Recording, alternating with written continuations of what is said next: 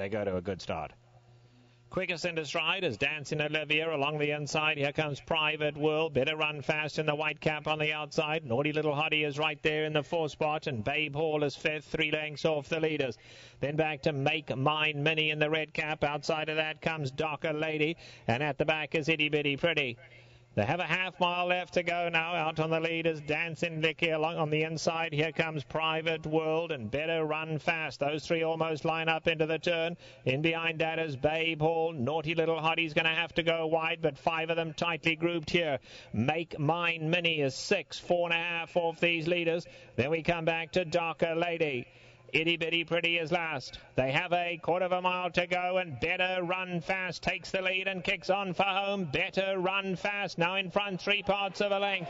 Along the inside, Dancing Olivia tries to come back at them now. They come past the 8th pole. Better Run Fast and Private World. Private World coming gamely on the inside. Better Run Fast right up alongside, but Private World now inching away from her. They come to the wire, and Private World wins the Anaokia.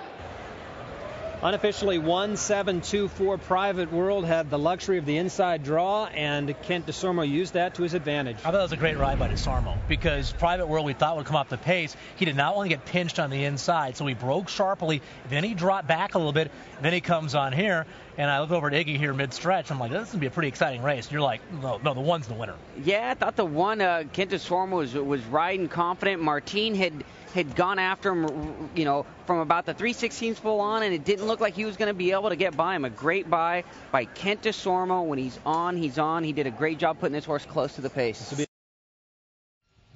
Thanks a lot, Greg. A race that lived up to expectations, I think. The Anaokia, maybe not expectations if you played Better Run Fast, but it was a race that was dramatic all the way to the finish. And the final time was swift. 1:09.2 in Private World. First start of her career. Breaks from an outside post and wins off the pace. Second start of her career here in the Anaokia. She breaks from the rail and shows much improved speed and wins at 6-1. Jessica York, our roving reporter, caught up with a man named Mo thereafter, DeSormo.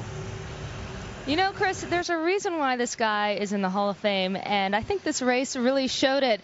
A very confident ride. Were you worried about the expected speed in this race drawing the rail? Always, it's a concern. The biggest concern, though, for today was the situation down the backside. I'm kind of caught between a rock and a hard plate because I've got my position established, but to hold it, I've got to maintain pressure of the leader. And I was trying to sit back, telling the guy in front of me, look, as long as you don't go any faster, I won't go any faster to maintain my position, because if they clear me and drop over in front of me, then I'm going to get dirt in her face. And that was my biggest concern with a 2-year-old, second-time starter, just getting a clean-faced ride. Now, like you said, 2-year-old, second-time starter. She went in on the rail and seemed to take it fairly well as opposed to going on the outside. Were you expecting her to do that well? Not at all. It was a luxury that I had today. She's quite talented. She's been touting us in the morning, working very, very strong. But just her actions. I mean, if anyone would clap their hands, I mean, she's up in the air. She's just full of herself. So that was a good sign. And she carried me around there, very handy. So she was there in hands. And when I needed her to go faster, just released the lines and encouraged her to do so. And she answered. Well, congratulations, Kent. A very nice win for the feature race here. Kent DeSormo aboard Private World.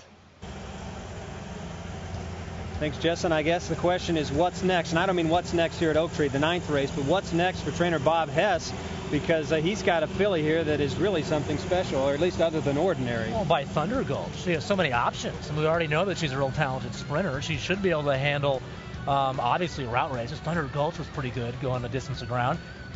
Her pedigree is there. So Bob Hess can basically do anything he wants. And